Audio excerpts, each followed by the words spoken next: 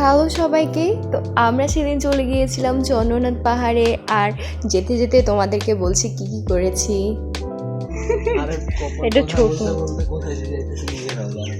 এটা পরেন, এটা এটা এটা আবার বড়, আমার মাথায় একটাও হয় না। আমরা মেইনলি গিয়েছিলাম আমার মামা মামির যেহেতু নতুন বিয়ে হয়েছিল, তো তারা পুজো দিবে চন্দ্রনাথ মন্দিরে, সেজন্যই আমরা গিয়েছিলাম। তো পাহাড়ে উঠতে উঠতে সবাই অনেক ক্লান্ত হয়ে গেছিলো।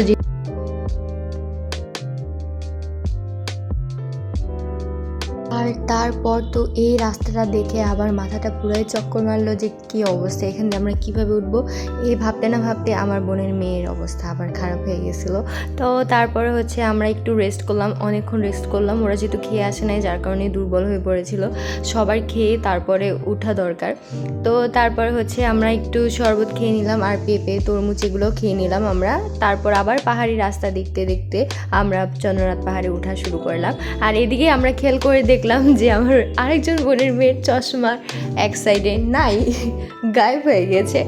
তারপর আমরা বীরপক্ষর এখানে এসে বসি। এখানের প্লেসটা অনেক সুন্দর লাগতেছিল, অনেক পিস মনে হচ্ছিল। আমরা এখানে অনেকক্ষণ বসি। আর এই যে আমার গালের না এক সাইড একটু ফোলা, কারণ আমার তখন মামস হয়েছিল।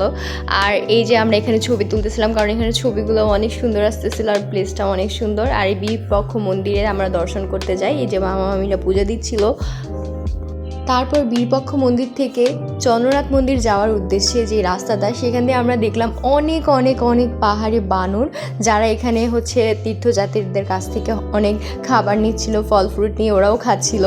আর এই জায়গাটা থেকে এত সুন্দর লাগতেছিল, উপর থেকে পুরো ভিউটা অনেক সুন্দর লাগতেছিল দেখতে।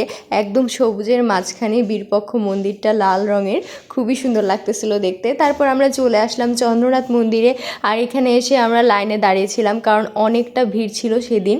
অনেক তীর্থযাত্রী এসেছিলো, যেহেতু বন্ধ ছিল তাই অনেক বেশি ভিড় হয়েছিল। তারপর খুব সুন্দর করে আমরা ভিতরে গিয়ে পুজো দিয়ে তারপর আমরা আবার নিচে নেমে যাচ্ছিলাম। আর সেই দিন প্রচণ্ড গরম ছিল, আর গরমে আমরা পুরো সিদ্ধ হয়ে যাচ্ছিলাম, কিন্তু তাও আমাদের অনেক বেশি ভালো লাগতেছিল। আমরা সবাই একসাথে চন্দ্রনাথ পাহাড়ে উঠেছি, এটা ভাবতে খুব ভালো লাগতেছিল।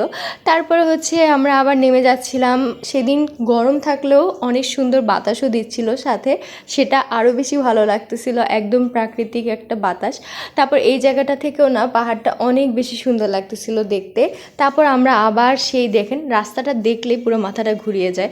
তারপর তরমুজ খেলাম, তারপর আবার আমরা নামা শুরু করলাম।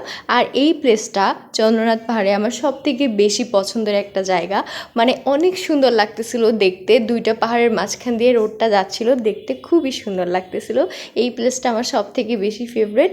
তো এই তো আজকে ছিল এতটুকুই ব্লগটা। তোমাদের সাথে দেখা হবে এর পরের কোনো ভিডিওতে। বাই।